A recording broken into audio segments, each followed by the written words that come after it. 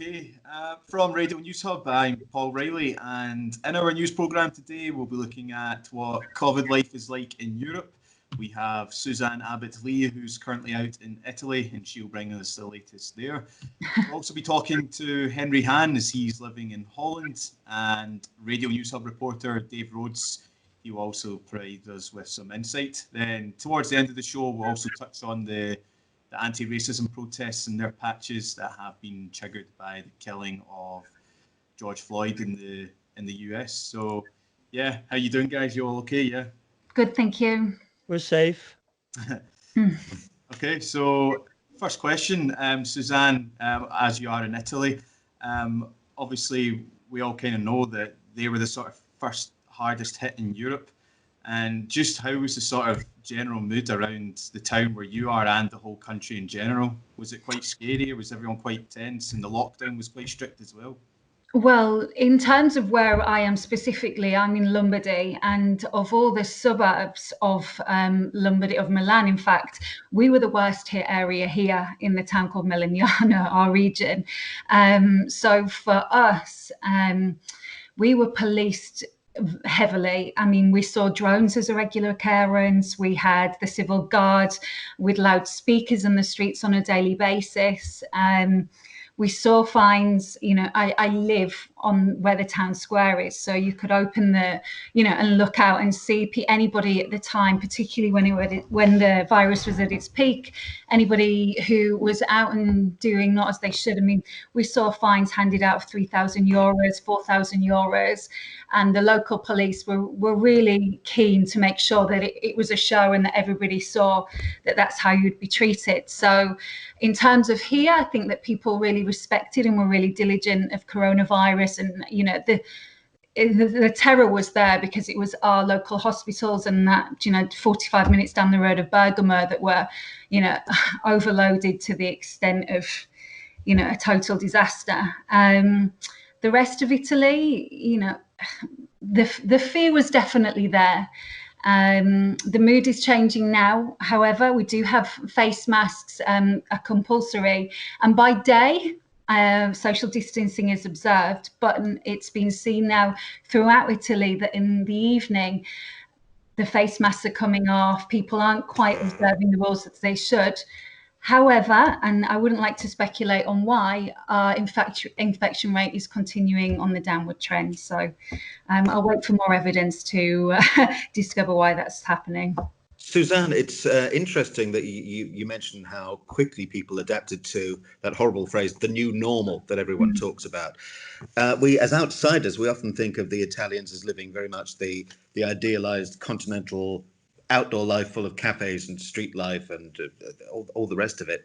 So how much of a cultural impact do you think it's had over the past 2 or 3 months? It's huge.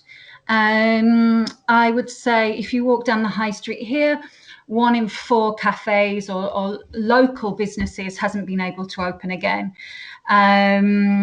Italians are still Italians, and they're making the best of it. And the interaction, I mean, I saw the minute that we were back out of lockdown, there were 3 elderly ladies on a bench in the square here, and they claimed their spot again. I mean, they had the face masks on, but they were straight back outside. But I think we've no idea yet of the true devastation caused in the next coming months. We'll see it. That's particularly because similarly to the furlough scheme that you have in the UK, we've got Casa Integrated to the Ocean here, which is about 6 people are paid 60% of the wages. But for people who weren't eligible for the furlough scheme, many of them just had a one-off payment of €600. And that's not, as we know, that how far can that stretch? Definitely not across this time. So troubling times ahead, definitely in Italy. Yeah, and Henry, how's it paved out in Holland? How's it progressed now from what it was at the start of the pandemic? Well, we started off with an intelligent lockdown, as Prime Minister Mark Rutte announced it. And this intelligent lockdown was work and stay at home. In fact, only supermarkets and pharmacies remained open, and people were generally satisfied with the approach of the corona crisis by our Dutch Prime Minister. So we all stayed at home, and it was, in a way, very, very yeah, not disturbing, but very, very comprehend with the situation we had. And now we are opening up again. And actually, everything is opening up again: schools, universities, but restaurants, cafes, bars, museums, theaters, everything has opened since last week. But with this restriction of 30 people inside and on terraces, there still remains this is 1.5 meter distance. But when you look back at the period that Prime Minister Mark Rutte says on television that we need to stay at home, actually I still can feel the goosebumps coming up again, because it was such a strange and awful time to go into lockdown as a country, as the whole of Europe looked at the Netherlands as not being in lockdown. But we did have this intelligent lockdown, and you can compare it to the lockdown Germany had. The same conditions we had as Germany has.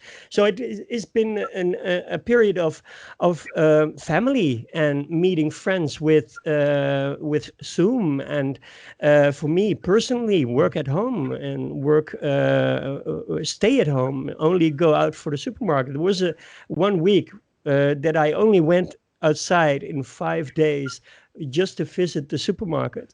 And in Holland, we have this possibility to order and brought to you at home. So that was a solution to many people in Holland. And I'm very very, very positive about the internet situation we had in Holland, because we have a network of internet that works. And that was a positive thing, came out of the coronavirus, that everything on the internet still remained working. People could follow colleges on universities via internet. Teachers were teaching by Zoom to children. And so we had many solutions already in advance that we didn't know of. Henri and Suzanne, I want to bring you both in on this topic that Henri raised there. Do you think there'll be a long-term shift towards things like teleworking and remote education once Corona has come and gone? You first. I would say, I mean, in Italy, there's a lot of campaigning already about the institutions where, universities are, and perhaps they would be lost. Obviously, they have rents to pay and such the like. And I would say that particularly with things like social media and working online, it's not as popular in Italy as perhaps it is in the UK or in Holland. Many people still don't have Facebook, or I'm sure they have computers, but they don't use it particularly as we've learned to use it in the lockdown. I know for important notices that were given out throughout the whole period of coronavirus, we were actually still handed house by house pieces of paper, because it was presumed that there were so many people who wouldn't access the information online. And Henri, what's your perspective? Well, since everyone in Holland has got internet, even the elderly carers, the elderly people, they've been raised up with internet because it started here in the early 90s. And so mostly people work out of home through internet, and there was no restriction on there. So I heard from other countries that children being educated by mail, just sending letters with or post for the education of the children, and they had homework by mail, by post, the old-fashioned way. And we don't know that in Holland, because everything works here. And well, it's terrible to say for other countries that this is not in fact in other countries, but we have it in Holland. It's a luxury, I guess. I know, Paul, that we want to move on to other topics in a moment, but just want to pick up on something Henri said briefly in the detail. Talking about the social distancing rules, which in Holland you have 1.5 metre suggested limit. Over here in the UK, it's 2 metres. I understand the official line from the WHO initially was 1 metre, and this is something that's been discussed quite a bit in the context of trying to allow people to circulate and money to circulate for the economy to recover over the course of the next few months. I think this is going to be something that's going to be widely debated. As I can see it from the Dutch perspective, there is this 1.5 meter, and that's the new normal, which we don't like the term as well here, because the new normal is not what we want. We want but go back to the old normal. So in Holland we have still restrictions for theaters. Theaters are at a big problem set with the distance in the area where they work in, and we have to enclose this restriction, and only 30 people are allowed to go to a theater in Holland, and we have lots of theaters, and you can imagine that people working in this business are well, they're not positive in this measurements of 1.5 meter, because they cannot work simply in these new normal times. Yeah, and Suzanne, this is a question for yourself, like obviously because you're from the UK, and I'm not sure if you're coming back anytime soon or you do frequently come back, but obviously the UK government just implemented the 2-week quarantine policy. Do you think that would sort of discourage you from coming back anytime soon if you were planning? Absolutely. I mean, I've been commuting before the pandemic back and forward to the UK. And in my case, work-wise, for 1-2 days work, I can't afford to isolate for two weeks and then head into work. The same can be said for tourism. I mean, friends and family here in Italy who travel to London regularly for trips, their budget doesn't extend to a 2-week stay in a hotel before even going out and enjoying London. So I think potentially this self-isolation period in the UK could be catastrophic for all kinds of reasons, and quite the opposite here in Italy. Despite our numbers, we are allowing foreigners to enter the country without any isolation period at all. Yeah, so obviously that's an attempt to sort of boost the tourist industry. Is the Italian government sort of issued where it is sort of safest to go to when you're visiting the country? Well, as it stands at the moment, we have 7 regions that currently have 0 new cases. One of those is Sardinia. For example, Sardinia had suggested all of the regions in Italy have devolved powers. And Sardinia had originally asked that everybody who is to holiday there must have a test to prove that they don't have coronavirus. But obviously, if you can imagine, if you're a family of 4 and you're paying, say, £100 per test, that's a £400 layout before you've even flown to Sardinia and had your holiday. So those have been scrapped. And as far as it goes, there hasn't been any set suggestion on where people should and shouldn't visit. Although, I mean, the numbers are pretty clear that Lombardy here is one of the pockets where we're still seeing a large amount of cases. Yeah, this is a question to sort of both of you. Back in the UK, the government have been criticised by many for being too slow and not prepared enough. Is that the case for where you both are? Is that the sort of general scope from local residents, or? If I may, the popularity of Prime Minister Mark Rutte remains at 75%. On this day, it started with 60 at the beginning of the coronavirus. People think he's the right man on the right spot. And although some sectors in Holland, some regions, some branches of sectors are still unable to work, they are desperate. they are, for example, today we have this big demonstration in Holland of fairground people operates with their families are demonstrating to reopen because, for instance, amusement parks can open here in Holland. The Efteling is open. It's the Alton Towers of Holland, and people are allowed to go there. Still remains the 1.5 meter distance, but the families of fairground, which is a big sector in Holland, they still have to remain closed until the 1st of September. And well, there are thousands of people.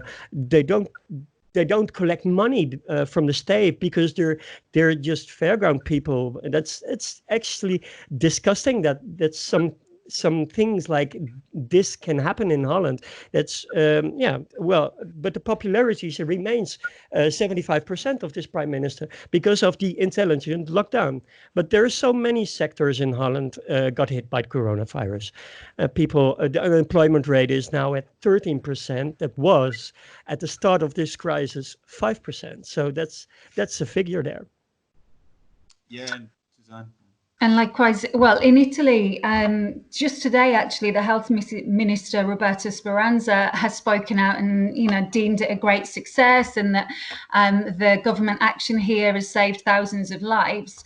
However, if you were to talk or look at the legal action being taken by 2 of the provinces near Bergamo at the moment, as I mentioned, all the regions are devolved power, and there is a war going on between the government in Rome and the region around Bergamo, because both are claiming that the other should have declared it a red zone much earlier than it was. And so that court case is beginning now, or it will do. And we know that we started some of those small towns and small areas that began with red zones, but it's undeniable that if Italy had closed down sooner, we wouldn't have seen the numbers that we did. Yeah, and are you both able to get tested at your request, or is that something that you can't do? No, not that I know of. It's something that nobody that I know in the vicinity has been offered a test. What about yourself, Henri? I can test. There is a possibility for people that I have a disease that's called asthma, so I'm a risk factor because if I get corona, I will probably die, and that's why I can get a test, and it's free. We can have it for free. It started on the 1st of June. First, in the last 3 months in the corona period, there was only the test reserved for the people at the front line because they needed the test. But now we have enough, and let me tell you, because what I see here, and this is southern and northern Europe, there's so many difference in wealth in Italy comparing to Holland. I cannot even imagine what kind of situation Italy is right now. It's terrible. It's despicable. Yeah, Dave, am I right in saying in the UK they actually took off asthma as a vulnerable part of the list? Wow. Oh, really? Oh. Yeah. Okay. Well, I couldn't say for sure, but that sounds like it's your sources are unimpeachable, I'm sure. Because a lot of the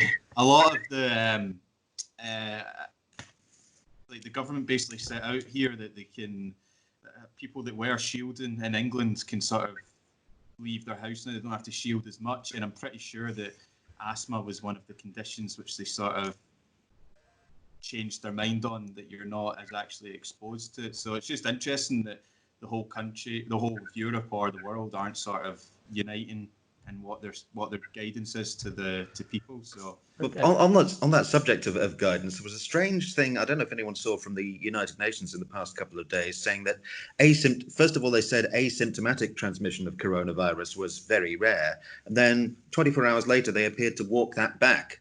So when the World Health Organization appears to contradict itself, it leaves Joe Public on the street feeling utterly confused, surely. No, it is the same with face masks. They had this opinion about face masks, and we have a different opinion about face masks. There's so many differences between countries about opinions, how to act on corona. And this is, for instance, another one. Yeah, I just want to touch on as well about hospitality. So in the UK, a lot of bars, restaurants, they're still sort of in the dark of when they can open. There's not really any clear guidance. That's the words from a pub owner that I spoke to yesterday. So, Suzanne, I know you've mentioned before that restaurants have reopened in Italy and some bars, but while maintaining social distancing. How is that all working and panning out for people there and businesses themselves? Well, to give you an idea, if you are a bar owner or a cafe owner, and your area, your space is smaller than 45 square meters, you're allowed one person in your establishment at a time, which has prevented, it's impossible for them to meet the costs. So, I mean, Italians drink espressos quickly, but there's just no chance, you could turn that over. So in terms of how people are coping with these bars and restaurants, as Henri mentioned, in Italy, it's been dealt with. It's reservations only at a restaurant. The tables must be 2 meters apart. A face mask is compulsory until you sit down at the table. Then you can take your face mask off. For other establishments, on the 15th of June, cinemas and theatres are going to be allowed to reopen. However, in cinemas, despite you having to observe the 2 meter distancing rule, you're going to still be required to sit watching the cinema show with your mask on, which is something that's being contested at the moment because we don't know who knows if that would be feasible to sit with a face mask on for 2 hours. I'm not sure. Yeah. Henri, what about yourself in Holland? How's the hospitality industry looking at this moment? Sorry, come again. In Holland, how's the hospitality industry looking, such as bars and restaurants? Yeah. We are open since last week, and terraces are open, and even some cities opened their squares for terraces, so people can visit a terrace when it's nice weather, and you help the bars a lot. And there is this. I live in Groningen. It's in the northern phase of Holland, and we have this opportunity for bars. We're a student city to have a terrace outside. And the people who are able to get people in their bars have a smaller terrace, and people with smaller bars can have a bigger terrace outside, so they can collect more money because they've lost a lot of money. But I must say, there was from the period of the time the corona started and the pubs and the bars needed to close down, there is this solution for these people to still collect their money and pay their employees. There is this amount of money, which is 20 billion euros, I must say. So the bars and the pubs and all the other clubs and restaurants and theaters could pay their staff, and so the pubs and the bars could remained open on paper. Like, for instance, you don't fire people, or you don't get a faillissement, what we call, I don't know the English word for it. So the pubs and the clubs, so the clubs are still closed, but the bars are still open, and they will collect the money with the big terraces on the big squares here in Groningen and in Amsterdam as well. And yet, in spite of those measures to attempt to protect jobs, you've just said the unemployment rate has rocketed as a result of COVID, even in the Netherlands. Yeah. Yes. We have this sector of people that work on their own. We call them ZZP'ers, and they immediately in March collected 4,000 euros each because of lack of work. There was no work anymore because we need to close down. And so all the people were paid 4,000 euros in advance to pay their rent, to pay their bills. And every 2 months, this being survey, is there still an unemployment rate? And it started with 4 to 5%. It was quite good when we started at 20, and now it's will end on 13% unemployment rate here in 2020, which is terrible for Holland because we never had it.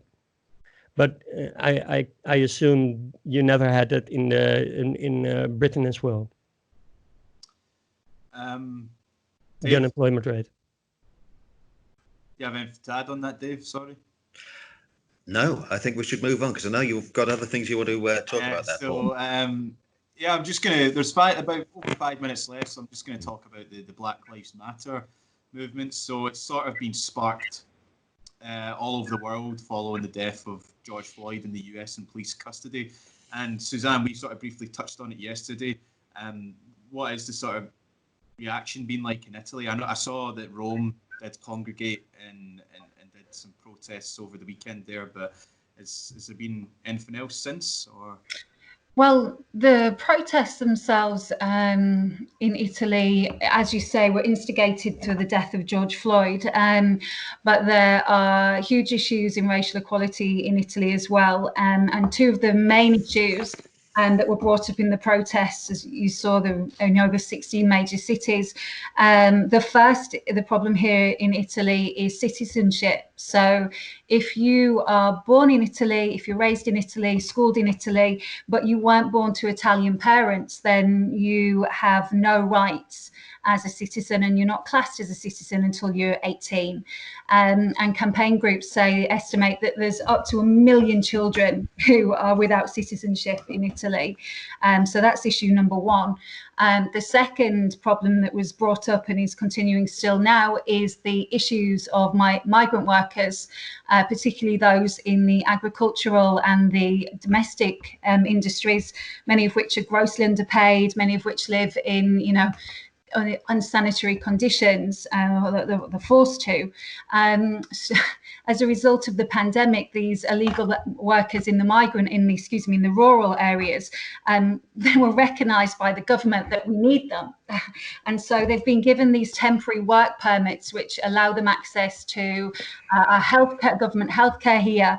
The problem being, though, what happens once those work permits run out? So it's a conversation that is still needing to be had in Italy. It's still ongoing, and Italy is a long way from reaching any racial equality just yet. And how's it looking where you are, Henry, about the Black Lives Matter movement? There were protests in several other major cities across the country, but with the social distance in mind. So organization placed crosses on the floor. People were allowed to stand on a cross, and for the good cause. And all demonstrations that we had last week were very peaceful. But we had a demonstration in Amsterdam. And the demonstration in Amsterdam was a bit different, but because that attracted more people than initially indicated by the organization. More than 5,000 people showed up on the Dam Square.